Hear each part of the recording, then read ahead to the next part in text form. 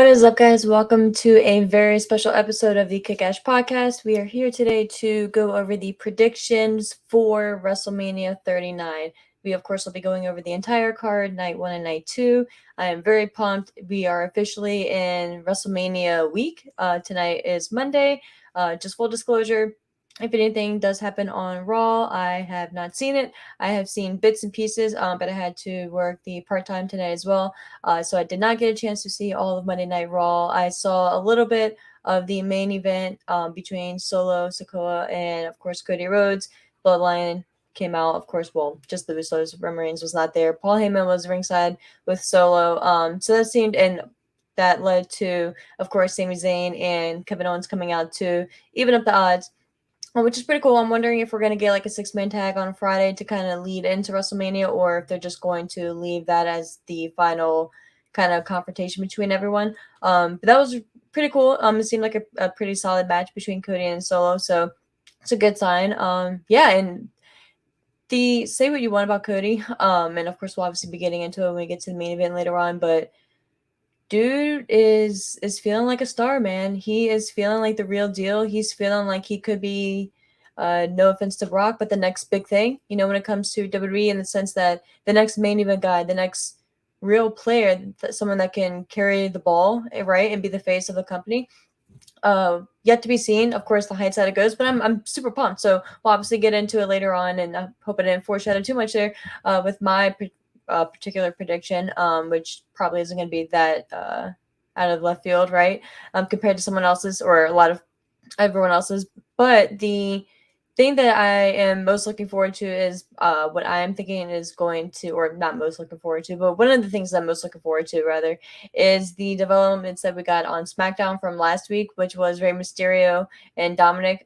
We finally got the payoff, and it was so well done. Just talk. I mean, of course, we've all been hyping and just really praising and giving flowers to the Bloodline story line for the past however long it's been out, especially with the Sami Zayn dynamic, Kevin Owens, and everything like that. But man, Dominic Mysterio, y'all, this dude, he is something else. He has risen so quickly and just so beautifully. Like it's kind of like really surreal and kind of odd to think about the growth that dude has it really experienced and really shown in the past year alone. If you think back to what WrestleMania was it? We're on obviously 39 now. Was it 37 or was it last year's when he was with teaming with Ray? Gosh, I should have looked that up. I may look that up in a second. But just to think, regardless of what it was, the year 2 years ago, where he was at, and how much he's grown, and as a character, as a individual, you can tell, right? And just the progression, it's so dope. It's just really cool to see, and the heat that he's getting, which you guys know, I'm not really a fan of like those. I don't want to say insider terms, but just those words, right? I feel kind of weird saying some of them, but man, like dude is getting it, man. Like he's really out there just making it look easy in every city that he goes to. And I think Ray is really kind of like an unsung hero in a lot of ways in this whole story arc, right? The sympathetic babyface that he is, and we've all known that, right? Like he's been the ultimate babyface since his beginning, and well, obviously since he's debuted and started wrestling back at 16, right? I think it was 16 when he started, but back into his WCW, ECW days, and then of course, especially when he really debuted in WWE in 2002. With WWE, of course, we all know it's a lot of times been the land of the giants for many years, and some respects still is trying to be. But it's definitely transitioned over time. But Rey Mysterio was that outlier, right? Like even back in the day when what was it, 2006, when he won the heavyweight championship at WrestleMania 22. Just everything that he's overcome, whether it was like a size thing or a style issue or just a culture thing, right? As sad as it is to say, like dude has overcome all the odds, and that's why, in my opinion, he's one of the ultimate baby faces and one of those guys that you could just never ever think about booing. I know back in WCW he was he played a little bit of a bad guy in that regard, but it's just that was decades ago, obviously, right at this point, and to think of Rey Mysterio as a bad guy is just something that you just can't even imagine, and to think of back in 2000, what was it, 2000? When did we first start seeing Dominic? Was it 2000? Yeah, it had to be 2004, 2005, because obviously with Eddie Guerrero being around and things like that. And to see his journey, right? I mean, of course, the one that most definitely stands out to everyone, I think it was at SummerSlam, the custody match between Ray and Eddie for Dominic. And just thinking of obviously, right, how much he's grown since then, and to see him really embrace this character, it's really cool, and it's just so fun to kind of witness and kind of be a part of on the outside. So, but the fact that he's really, it's not him just being forced in that position, or him being shoehorned in, or oh, you're just in this position because you're Ray's son. A lot of ways, yeah, he was, and he got to bypass a lot of like the indie scene and things like that, and just go straight to not even NXT, which I still would love to see in the future. I think he would be perfect for it, and I still don't think it would be a step down. But that's or a topic for a different day. But man, like I say all that, right, and I definitely want to go over the NXT route one day. But the to see the growth, like I said, that Dominic has shown, and to see, like I was saying, that he's not relying solely on the Mysterio name, and I guess he is in a lot of ways, right? Like I just stated, but he's really become like his own person, and yeah, he's using the Mysterio name, but he's using it to his advantage, and kind of tweaking it in a way. He's not. It's not just the stereotypical babyface dude. He's his own man, and it's really cool. It's really cool, and of course the dynamic with Rhea Ripley being involved, and all that goes without saying, and everything they've done on the holidays and things like that. I hope even after WrestleMania, the holiday fuckery between Dominic, Rhea, and the Mysterio family continues. Because it's just so well done. It's so well done. And Dominic, everything he does, between the little, like the facial expressions, the way he reacts, the way he sold that hit on the punch that from his father Ray, and just the look of shock and bewilderment, and just how almost devastated in a lot of ways he was too, and just baffled that hit that Ray actually hit him. I didn't get to see his full promo tonight. I saw like bits and pieces of it. We actually had it on in the break room, which is kind of cool and random. So I got to see him, and it was really quick too. And I will not belabor all these matches because this will be longer than WrestleMania itself. But the reaction that he was getting in our break room, which is it consists of a large variety of people from different age ranks to different backgrounds to different exposure levels of wrestling. So yeah, it was just really cool to see. Like a lot of people stopped, and a lot of people were like, "Oh, look at that guy!" And then another wrestling fan was saying, "Oh, you never heard of Rey Mysterio, like the son, blah blah blah." So it was just really cool to hear, and they're like, "Oh wow, look at him!" It was just really cool, right?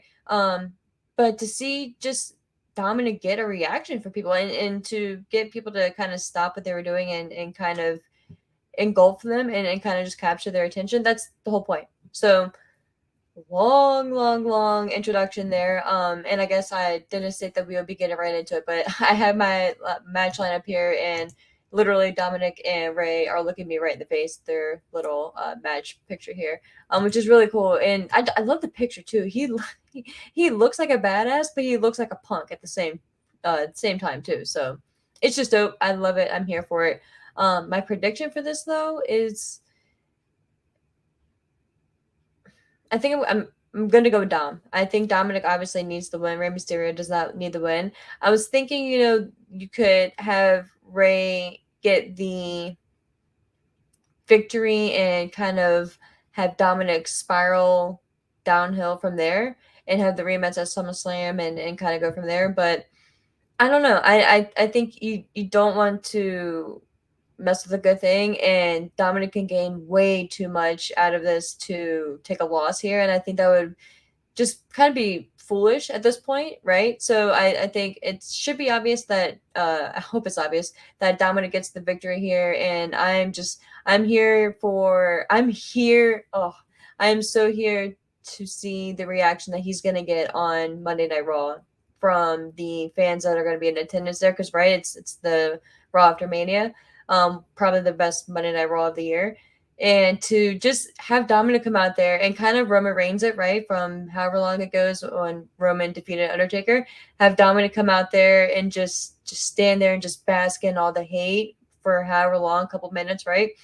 And then to have him say something to the effect of, "This is my mask now," instead of "This is my yard now," like Roman said, and and of course that would, in backtrack, right, at WrestleMania, you have to have Dominic, after he beats the shit out of Ray after the match, after he gets the victory, have him beat him down again, take the mask off of Ray. I'm not saying I don't want to see Ray's face, right? I'm not saying expose him in that regard to the world, but take the mask off and have Dominic have that as his literal souvenir, and then have him bring that over to Monday Night Raw, have him come out there, get all the hate, literally just stand in the ring, do absolutely nothing for a couple minutes, however long he's time frame allowed it, right? And just say something to the effect of, "This is my mask now." Maybe even put it on if you want to. I'm not saying go that far, but just have that smug look on his face and just drop the mic and just leave. I just think that would be so fucking perfect. Because like I said earlier, the heat and the hatred that he's getting already, that will amp up by 10 if he beats Rey Mysterio and has the mask. So I'm all here for it. I think they have a golden opportunity on their hands, and the sky's the limit really with Dom. And it's bizarre to see, because I never would have thought that dude would have, like I said, progressed so quickly. So I'm totally here for it, and shout out to you, man. I don't know if you'll ever see this, but you're doing great work out there, and I don't know, you can really see the work that he's put in. So shout out to Dom. But my official pick again is Dominic winning the match, and shout out to Ray as well, and all the other key factors in there, like the Rias, uh, Dominic's mom, his sister, and things like that. So shout out to all the parties involved. Next up on the match card, we have. I'm gonna save that one. That's a little bit of a bigger match, so I'm gonna skip that one. So next up, we have the men's WrestleMania Showcase match, which was a newly added match. I think last week or so. For the men's side, we have one for the men's, and then obviously one for the women's. For the men, we have Braun Strowman and Ricochet facing off against the Street Profits versus Alpha Academy against the Viking Raiders. And yeah, this is just a match to get everyone involved. I spoke for, I don't even know how long there on the Ray Dom match, so I'm not going to spend too long here. To me, I think the main thing with this match is what you want to do with Montez Ford and Angelo Dawkins after this, and the team as a whole, right? If you want to keep them together, then I think you should probably give them the victory here. It'd be just something, a good moment, right? They've been taking a lot of L's lately. Even though you never really get that vibe, but I just think that it'll be a good moment for them as a team. I guess you probably could give it to Strowman and Ricochet. They're a newly developed team, or a newly formed team rather, and they need something, right, to be a viable threat. So I guess you could go over that route, but maybe the Street Profits don't necessarily need it. But to me, it's between those two, right? And like I said, it's really dependent on what you want to do with specifically Ford and the Street Profits as a team going forward. No pun intended, but yeah, I think, and if I'm being selfish, I would love to see the Street Profits, this be the beginning of the end for them, and to see this be the breakout journey for Ford, and just to go from there. And I'm not gonna, very tempted, but I'm not gonna get into that tangent, because I could go on for another 10-15 minutes on what I could see the future being for Montez and Bianca together. I'm just gonna keep putting that out there, because power couple, man. I see it, like I feel it, like that it's got to be a thing. So yeah, so I really think that it depends on what you're gonna do with them, but and I was gonna pick the Profits here, but I think I'm gonna go with, I think Ricochet and Strowman, as much as I kind of hate to say it, they probably need it, right? You need something to give them bragging points, and something to have a reason to face off against it. And I say that, and I stop myself obviously, because a lot of times you don't even need a reason. You just get a fucking title shot. So I don't know, but I think what I'm going to reel it in, and my official pick is going to be Strowman and Ricochet. Not going to be surprised if the Profits win. I will be surprised. I think a dark horse pick could be Alpha Academy, but I'm sorry to say I don't see the Viking Raiders winning at all. Nothing against them, but yeah, I think officially I'm going to go Strowman and Ricochet for the victors here. Next up, speaking of showcases, we have the women's side. We have Shotzi teaming up with Natalia, facing off against Liv Morgan and Raquel Rodriguez, facing off against Ronda Rousey and Shayna Baszler. And then I believe tonight added for the 4 team Sonya Deville and Chelsea Green. So, I mean, again, not going to spend too much time on this one for time purposes. And this is just another way to get everyone on the card, which, one hand, shout out to WWE for wanting it, right, and trying to do something, but on the other hand, like, just give them an extra check and call it a day, but especially with having 2 nights now, it makes sense to have a little bit more padding. So, and I'm not mad at it, again, I'm happy that all the combatants in both showcase matches are going to get their WrestleMania moments, because that's cool, right? And regardless of how your year has been, to get that moment, that is something that you strive to be or strive to accomplish being a wrestler. So shout out to them, to everyone involved rather. But long story short, I guess it wasn't too long. Y'all can be the judge of that. But the official pick for me for this one is going to be Ronda Rousey and Shayna Baszler taking the victory here.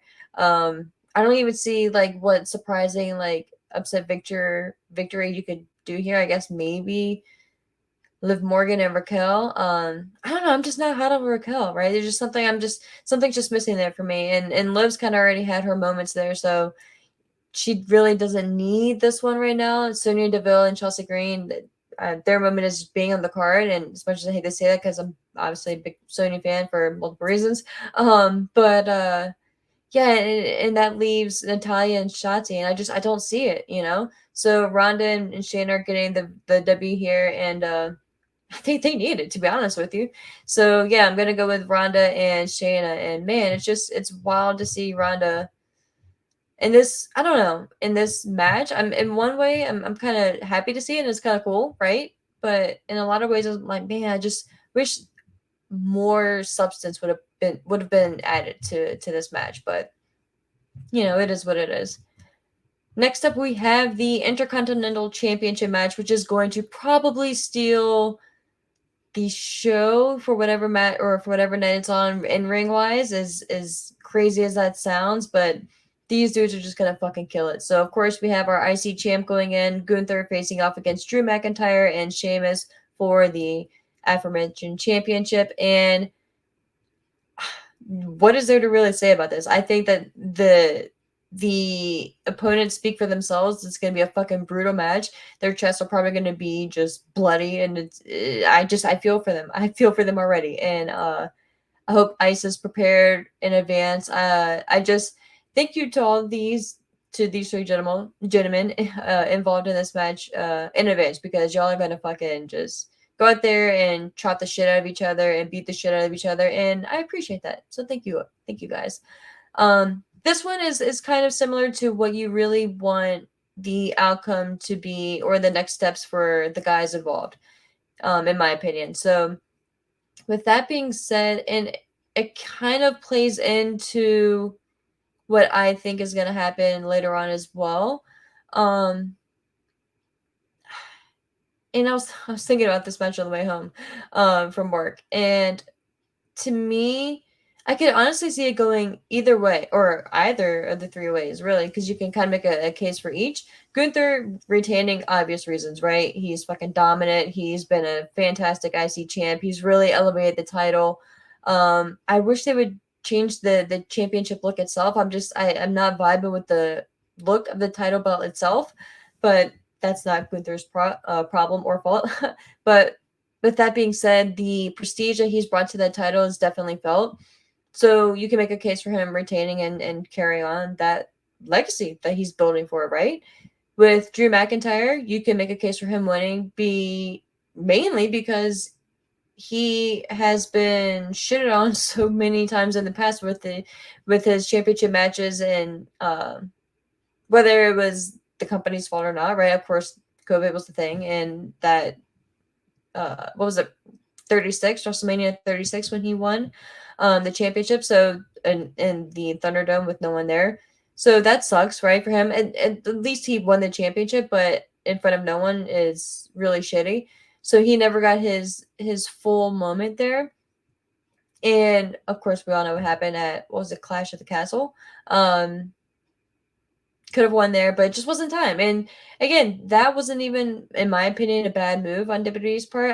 Like I had stated back then, I wouldn't have done it either. But it still sucks, it still sucks. If the circumstances were different, if this was 5 years ago, not even, he most definitely would have won there. It would have been stupid for them not to. But times have changed. Roman Reigns is here.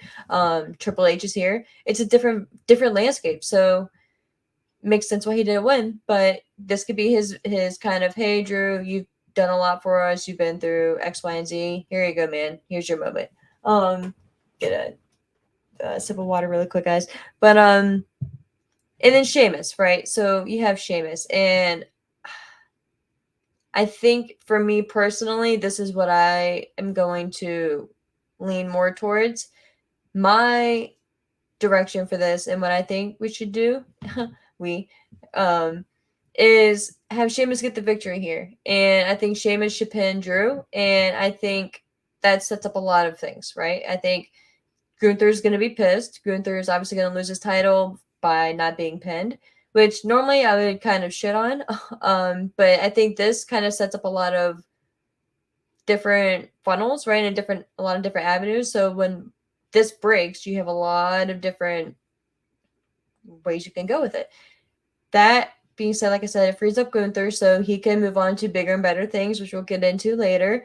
But also it frees up Drew, and I think Drew needs a shakeup, in my opinion. I think if Drew's gonna stick around, like not take any time off or anything like that, I want to see the psychopath Drew again. I want to see badass Drew. I want to see heel Drew. I want to see bad guy Drew. As good of a good guy he is, we've kind of been there and done that with him now for a few years. And I think we've kind of run through every other avenue that we've had with him, right? He's already had a championship match against Roman Reigns, depending on who wins in the main event. I mean, of course, I guess you could go back to Roman, but the setup that he had, the Clash of the Castle, was perfect, and you're not going to get better for that. So if you were going to pull the trigger then, you're definitely not going to do it now against Roman. So I think by having Drew take the L here and literally get pinned by his best friend, Sheamus, that sets Drew off. And then we can see the repercussions for the weeks to come. Sheamus getting the victory here is a feel-good moment, right? I think this year is going to be a lot of feel-good moments at WrestleMania. And I think Sheamus is due for his. I think Sheamus has been the workhorse for a lot of months and probably a lot of years on SmackDown specifically. And to think that he's never had the IC title is crazy, right? But I think this is his time. Well, I take that back. I'm not gonna say I think this is his time, but I think this is a perfect opportunity for that moment. So, and I don't think Gunther really loses anything, whether he were to get pinned directly or if Drew were to get pinned and Gunther were to obviously to lose to Sheamus. I don't think Gunther really takes that much flack at all or that much damage. I don't see it. So a lot of people who are concerned with Gunther getting damaged out of this, I just don't see it. So unless it's like a complete squash, which I don't obviously see. First of all, it's a triple threat. So my official pick, it's going to be Gunther. I'm sorry, it's going to be Sheamus winning the IC championship. I think it's going to be a fucking great reaction. I think everyone's going to give him his flowers, for lack of better terms. But I think this sets up a lot of intriguing things to come. And next up, we have on the card the Hell in a Cell match, which is the first time, like I said in a previous show, that we have had a Hell in a Cell, actual Hell in a Cell on a WrestleMania since WrestleMania 32.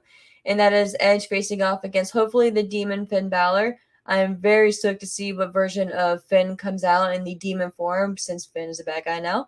And Edge, of course, is Edge. It speaks for itself. This is going to be a kick-ass match, and I think it's going to be really interesting to see if Damian Priest is going to be ringside. We have been going on with this feud for I don't even know how long now. I think it's been a year. So with that being said, I think Finn needs to get the victory here. I think Edge again doesn't need the W. Finn more so does, and I think that it's going to be victory number 2 for the Judgment Day at WrestleMania. So really, there's not much to really say about this match. It's going to be great. I think it's a Hell in a Cell match for a reason, and I'm really stoked to see that. And I think Hell in a Cell matches were always one of Edge's favorites. I don't really know why I feel that, but I feel like that's like a distant memory that I have, or a distant thought. But I'm just really intrigued to see, for whatever reason, what fucking Finn Balor looks like coming out with this paint. So yeah, I'm really stoked for this match. I think it's gonna be really good, and I'm picking Finn Balor to win officially. Next up, we have Lita, Becky Lynch, and Trish Stratus facing off against Damage Control, which is of course Bailey, Io Sky, and Dakota Kai. Again, not a lot needs to be said about this match. This is just a lot of people are shitting on this match. It is what it is, you know. It makes sense, storyline sense, right? It's something that we've been seeing for months. Whether or not you think the build has been great, or lackluster, you know, it is what it is. We're here now, and it just makes sense. And yeah, Trish is kind of random, and Lita's kind of random, and the fact that they're tag champs now is kind of random. But I mean, at this point, guys, the tag team titles for the women's division, it is what it is. I still wish they were not brought back. No obvious offense to the women, but I don't think that it was needed at this point. So this match is gonna be fun, right? And it's gonna be cool to see Bailey facing off against Lita and Trish, and just it's gonna be a cool dynamic. So I think a lot of rumors that Trish is gonna turn heel. I guess maybe, but to me it's just kind of random, and I guess maybe that fits into the randomness of her being brought back. For her to go up against Becky Lynch at SummerSlam. So that could be a thing. And if that's the case, then it would make sense for Damage Control to get the victory. But I just, for whatever reason, I just feel weird picking Damage Control to win. I want them to win, but I just feel like, again, it's going to be another, you know, maybe, why would they need it, right? Why would Becky, Lita, and Trish need the victory here? But again, this really depends on what you want to do with Damage Control going forward as well. If you want to keep them together, if you want to disband them and break them up and have them do their own thing. So I think with this one, I think I am gonna go. Fuck it. I think I am gonna go Damage Control. Picks up the victory here, although it would not surprise me if Trish, Lita, and Becky get the dub. But speaking of Becky, we go to her other half, which is Seth Rollins facing off against Logan Paul. They have a very, very cool match graphic. Seth's hair looks amazing, so shout out to him. Very luscious. Um, but with that being said, this match is going to be very cool. There's going to be, I think it's going to be a really good match, and I think this is going to be a dark horse match as well. In the sense that it's going to surprise a lot of people. Logan Paul is fucking great. Hate him all you want, but dude is athletic and dude is gifted. So you can't hate on that, and you can't deny that. You can hate him as a person, which I personally don't. I'm just saying a lot of people do. But yeah, I think it's gonna be a really good match, and I'm very excited for it, which is it's crazy to say, right? I never thought I'd be excited for a Logan Paul match, but here I am. And Seth Rollins is just the man. He's the backbone of WWE at this point. So shout out to Seth, and I'm just very excited to see the athleticism and just the creativity that they come up with this for this match. So, and I'm really excited to see Logan Paul's, or yeah, Logan Paul's. That I always sometimes I question myself, like, is that his name? But yeah, Logan Paul. What his ring attire is going to be, and Seth for that matter. These two guys are two of the most eccentric guys that we have in wrestling. Logan Paul for multiple reasons, but Seth obviously for his attire. So it's gonna be really cool to see. But that being said, I don't want Seth to lose to Logan Paul, and I think Seth does kind of need a victory here. But Logan has lost all of his matches, and I think if if he's gonna get a victory, I can see it being against Seth, because Seth can talk his way out of anything, man. But as much as it pains me to say.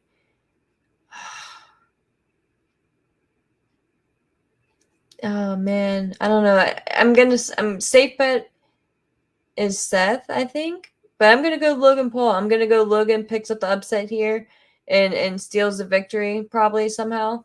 Maybe with some interference. We'll see. I don't really know. Maybe Jake Paul is gonna be there, but we'll see. We shall see. As much as I hate to say that, I'm gonna go Logan Paul.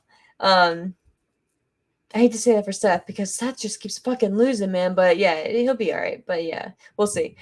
Next up, we have Austin Theory facing off against John Cena for the United States Championship. And we know this match is going to open, I think, was it night one? It's going to open night one. I'm pretty confident. It's definitely going to be the opener for one of the nights, but I'm pretty certain it was night one.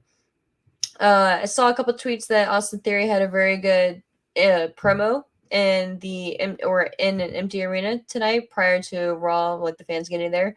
So I'm very intrigued to see that. I have not seen it yet, but I'm very intrigued to see that. John Cena, like we discussed before, completely obliterated him on the mic, very similar to how he did to Roman Reigns way back when, I think in 2017. And that's just kind of laying the foundation for Theory to get the victory. Cena he showed up to Raw once and that was it for this match. So don't obviously see him being there on SmackDown. I think there's a reason why they're opening the match. He's probably going to be out before WrestleMania is probably even done. Yeah, and I'm kind of disappointed by that. I'm kind of disappointed we didn't get more from Cena from this. So that being said, Theory deserves the victory here. Cena does not need to win, even if he plans on sticking around. Yeah, it would be cool to see another open U.S. Championship challenge, whatever. But Cena obviously doesn't have the time for it, so why mess up a good thing with Theory? So keep it on Theory and give him the moment that he deserves and the moment that he needs for his future. So go on with Theory. Next up, we have a match that I really am not looking forward to, or I'm not going to say not looking forward to, but I really could care less about, and that's Brock Lesnar versus Omos. You guys know how I feel about Omos. It's nothing personal. It's just I can't I can't buy into him, and it's just I've tried. I just can't do it. And Brock Lesnar, I don't know what the hell happened between Brock, Bray, and Bobby for that matter. Hope Bray's doing well. Sucks for Bobby Lashley. Because we could have gotten the culmination of all that here at WrestleMania.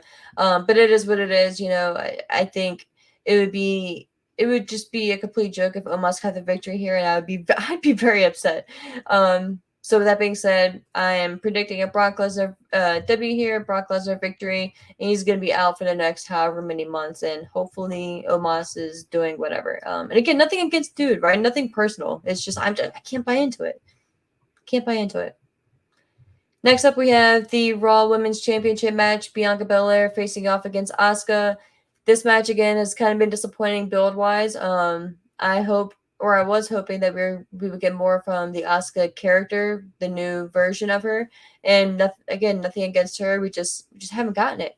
But that being said, this is going to be a very good match, and these women are going to absolutely fucking deliver. There's no question about that. Bianca is just hella athletic and just uber talented, and Asuka's Asuka. So I think this is gonna be a really good match, and I see Bianca retaining here. I'd actually be really surprised if Asuka won. It'd be cool to see, and I think I don't want to say she deserves it, but I think she could probably use it. But I don't see the hype there, and so that's why I'm sticking with Bianca here. But yeah, we'll see. I don't know. I could kind of see that going either way on that one. Next up, we have, speaking of the women's championship matches, Rhea Ripley facing off against the SmackDown Women's Champion, Charlotte Flair. This match, Rhea Ripley, of course, is our Royal Rumble winner for the women's side for this year. They faced off originally 3 years ago, I believe it was. And Rhea did not win. And that was a very good match. Yeah, it was WrestleMania 36. It was a very, very good match. That being said, it's Rhea's time. Rhea's a fucking badass. She is the future of the women's division and the future of WWE in a lot of ways, too. I could definitely see her being the next star, It's not crazy to say. Like, this is just the beginning for her, and I think this is her time. I think all roads lead to her beating Charlotte at this year's Mania, and I think it's just time. It's just time. And if they don't, then I will be pissed. I will be very upset at this one as well. So all my money would be going on Rhea for this match. Sorry, guys, I had to get another sip of water there. The next matchup that we have is the one that I skipped from earlier on my match lineup, which is the tag team championship match between the Usos, your undisputed tag champs, facing off against Kevin Owens and Sami Zayn. This match I feel like is going to main event WrestleMania Night 1. And man, it's just, what more is there left to say about the story between Sammy and Jay and the bloodline and Kevin? It's so beautifully told, and a lot of ways, as sad as it is to think that the story is ending in some chapters and in some regards, it's very intriguing and very exciting to see how it progresses from here.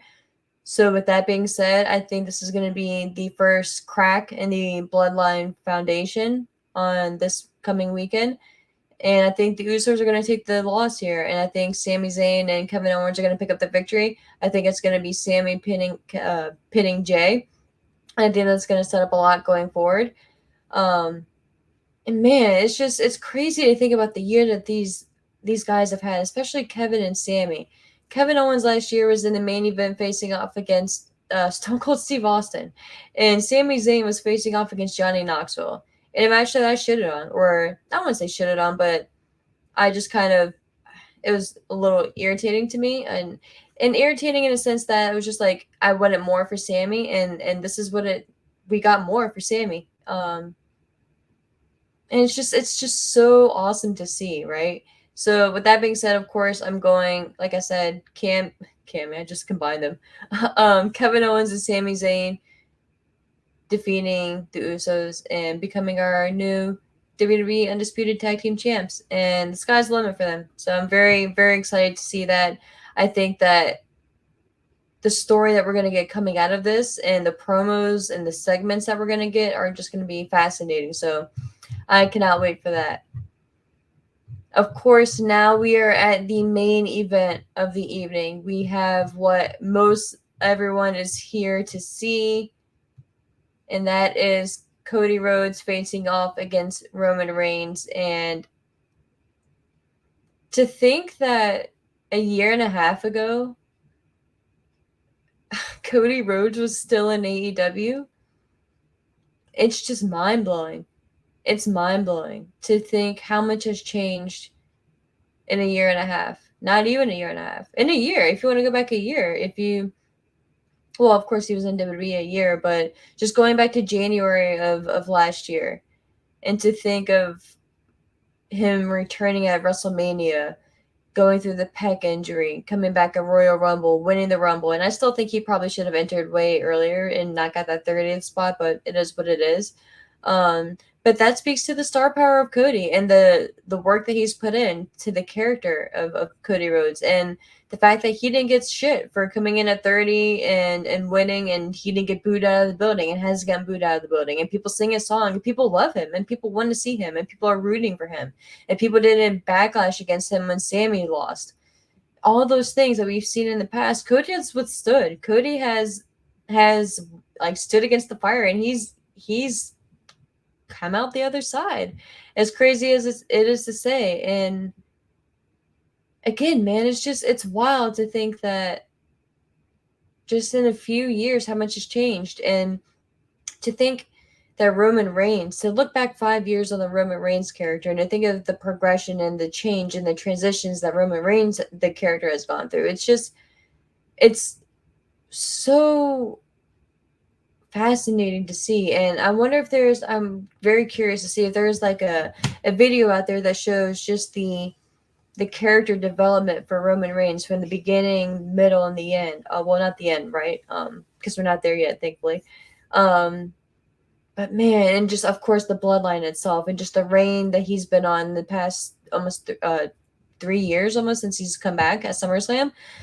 So with that being said, I think, yeah, I could totally see and make a case for Roman retaining, but I think it would crush Cody in a lot of ways for him to take the loss here. And I think the redemption story is there with Cody, right? And if anyone could tell that story, it would be Cody. But I think you just put way too much into building Cody and making him a star to deflate him now and to deflate him in the fans' eyes. And I think that's the main thing. So I think as sad as it would be, and it's going to be, in my opinion, to see Roman Reigns taking the loss first of all his first pinfall loss in over 3 years, I think, at this point, and then to finally lose the titles to Cody Rhodes of all people, it's gonna be kind of shocking, really kind of shocking to see, and I'm so here for it. I can't wait to see it, and I think we are going to get a shit ton of pyro. I think it's going to be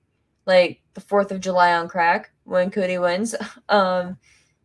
Between his entrance and him winning, man, like these people are gonna be blown out of the building. But with that being said, I think you have to give it to Cody here. I think it would do too much harm, like I said, to him, and I think that opens up the next chapter for Roman and the Usos and the bloodline. So with that being said, my official pick, obviously, again, is Cody Rhodes taking the victory, and then that just opens the door for so many more opponents. And like I was mentioning earlier, that opens for the first champion or the first title defense I could see going against Gunther.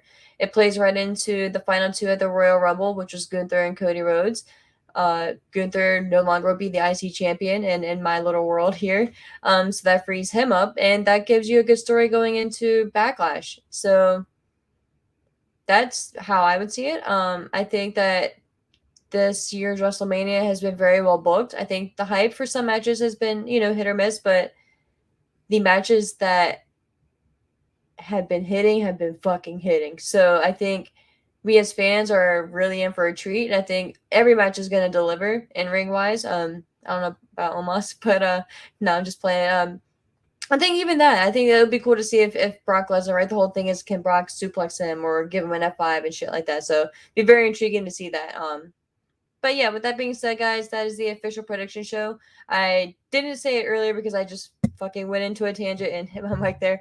But you can follow me on Twitter at me personally at ASHMANNS. You can follow the show at Kickash Podcast _. And I will most likely be posting the visual for this on YouTube. If not, you can obviously be listening to the audio wherever you listen to podcasts. But again, thank you guys so much for listening, and we will be definitely talking soon.